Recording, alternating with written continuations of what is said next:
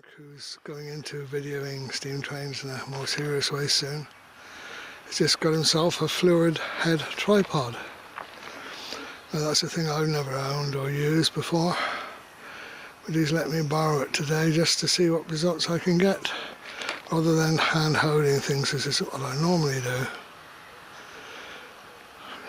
Normally I can't be bothered with having to carry all these things, but I thought, well, having to carry this heavy fluid head tripod, which is in the black case there, as well take along a fold-up chair and relax here, enjoy the trains and see how I get on with the filming. Well, this is it, Mark. I know Mark hasn't actually seen it yet. He had it posted directly to me from when he purchased it. But as you can see, Mark, it comes in this nice carry case. One thing I've already discovered in carrying it, it is heavy, but if you notice the straps are down one end of it rather than up in the centre. That means when the head is the heaviest bit. If you put the heaviest bit there, it sort of balances out when you carry it. Otherwise, as I did first of all, put it in the other way around, the thing wants to dip down always at the heaviest point. So that's the correct way to put it in, with the heavy fluid head end, the shorter length of the case. It is quite a heavy device, but however they are, the more stable they are, really, no doubt. It is well used, this one, but it's built like a battleship. There's the spirit level on the top, Mark, to allow you to get it perfectly level. And that you do, of course, by adjusting the length of each individual leg. So far I've just adjusted these heavier adjustments, and I must say sliding it down that part of the travel is quite tight. It's quite hard work. When I tried it at home, I didn't move them at all. I just moved the bonds at the bottom, and they seem to move a lot easier. One thing I noticed, of course, there's a plate that goes in there which is removable, just screwed to the bottom of your camcorder, and you put the plate back on there, and in some way it's locked into position by this.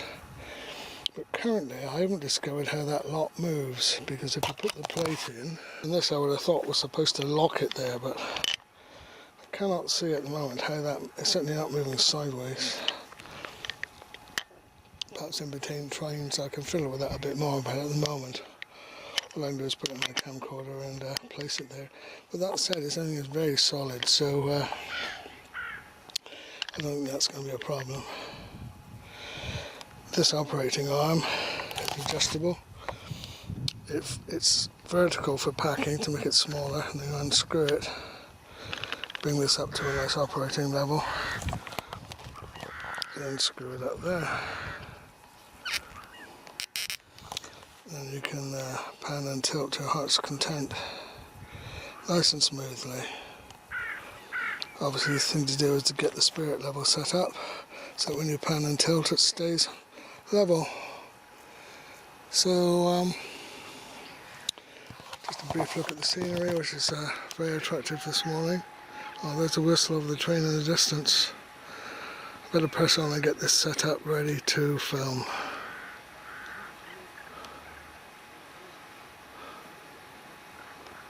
Yeah, I think the trick there, Mark, is to adjust the bottom of the leg first of all, before you, this one here, before you lock that one all the way around, and then that's a lot, the top one then slides a lot more easily. And I've set the spirit level bubble to be in the centre there. Now what happens if I pan around?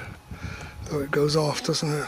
It's no longer level, so I've got to get a compromise between one setting and the other. So I'll release that one a little bit.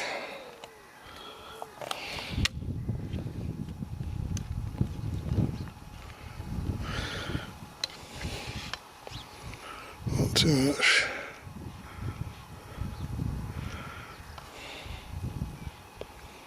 Yeah, I can hear the train pulling out from Minehead, but it'll still be a while before it gets here. What if I pan around now? Oh, the bubble goes off then, in the other direction. Right, good point. Perhaps you have to set it up with a bubble there with the trainers right opposite you. Probably have to get that set ideally. The same for that. I'm probably going to learn about this as I go. Right, now we're filming.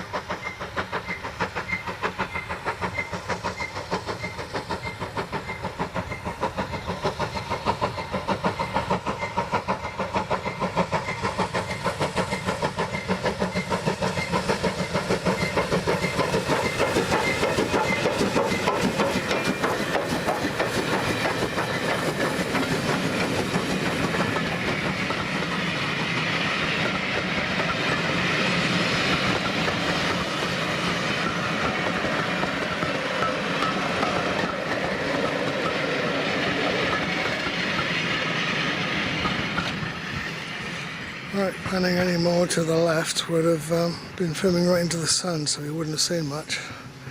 But here we are, that's the first pass. I haven't got everything set right here exactly because I could see from the picture on the screen here on the display. Wasn't as ideally level as I would like to have got it. The other thing is that plate, which should sit in the top of the tripod and be locked. I'm about to hold down on my finger because it isn't actually locked. I must discover how that mechanism works for the next take. Alright, now I see what you have to do. This lever that goes sideways won't go sideways until you press it downwards. And then it'll lock, I guess. Yeah, you release your camcorder by bringing that lever over to the left, and then it's released and ready to accept the plate again. One thing I would say, once it's locked to the tripod, you can't just move it around and photograph a film of butterfly that lands near you. When it's floating free like this, you can film anywhere very quickly, but of course your picture does bob around a bit.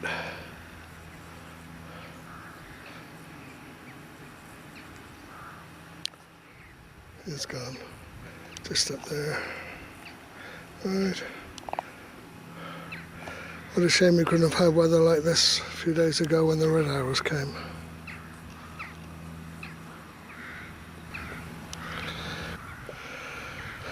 Well, this is a nice way of spending the time, sitting out in the countryside waiting for a steam train to come. Sunny weather, watching the birds flying around.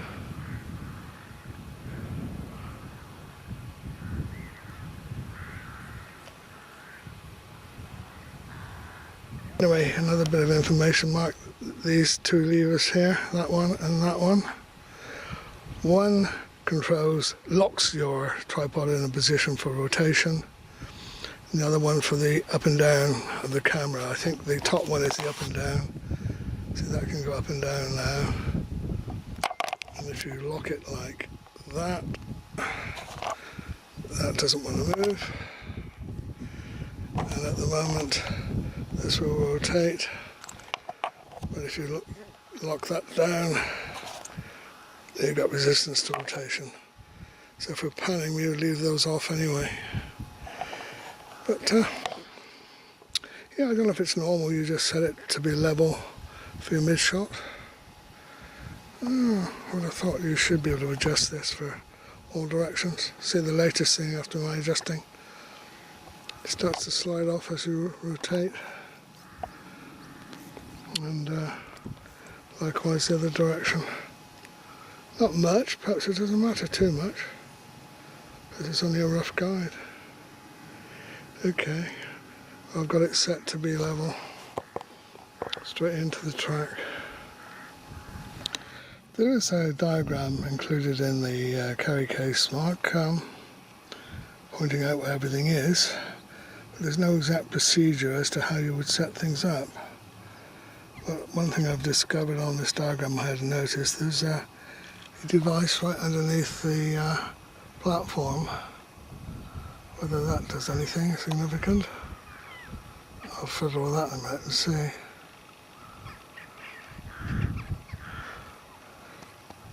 It's just referred to here, I think, as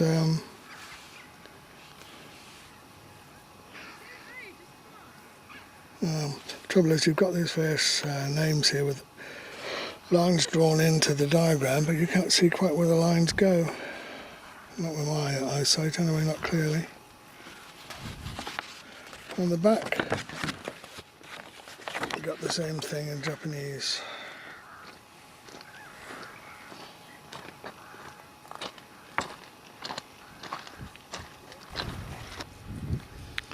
All sorts of different coloured butterflies are flying by. I still had to film because there was a yellow one, but of course as soon as you press the record button it takes off. All I can see is white ones now. The area is just flitting through the picture. They don't stay still very long.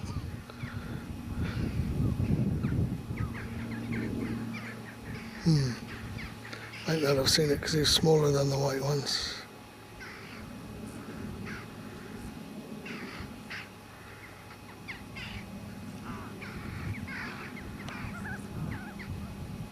Yeah, I was just talking to that couple. The lady takes photographs of butterflies, and the man was once a fireman on the railway. They live in Taunton. She just happened to mention she saw a rare yellow butterfly just now. Don't know if it was the one I managed to catch on camera, but it was all very small anyway. Well, actually it's very tightly screwed up at the moment, so I don't think I want to disturb that. That probably connects the whole fluid head to the tripod. Let's try zooming in onto that herd of cows. Let's see how far you can zoom in and with a steady picture.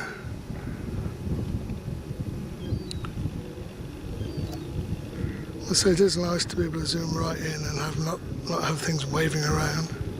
That grass should be waving around, of course. It's the wind. Go on a bit more, I think. Yeah, that's maximum zoom.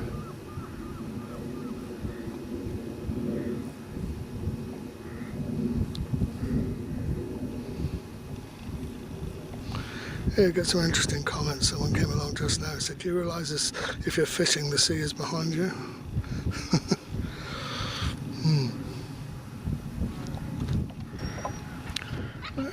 How well can I zoom in on that couple with their dog?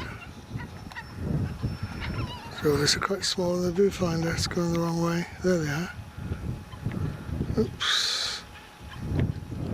Zoom in more from them.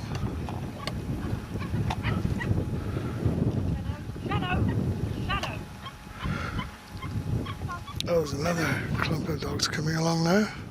A lot closer to me.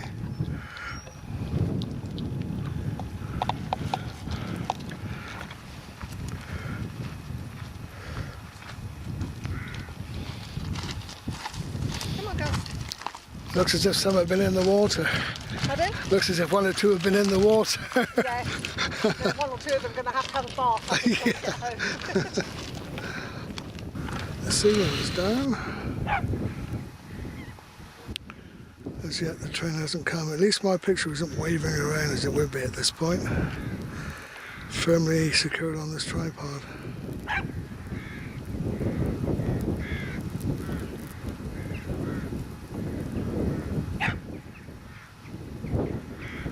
You can't compensate for the vertical lean, can you, in any way?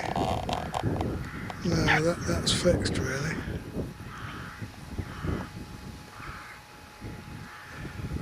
They're not far off vertical anyway. But the bubble must be at least 3/8 of an inch away from the centre now. People are crossing the track. So do I see steam? No, I often imagine I see steam when there isn't any.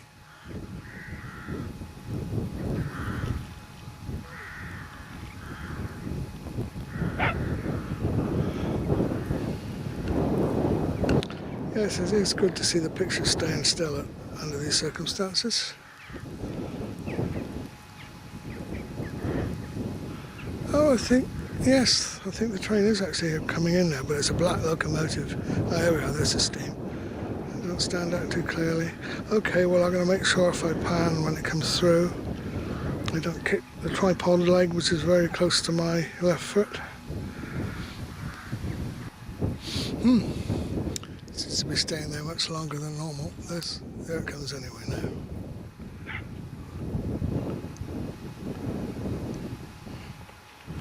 So I've got to rotate around this tripod and use the zoom control as well when it gets a bit too close.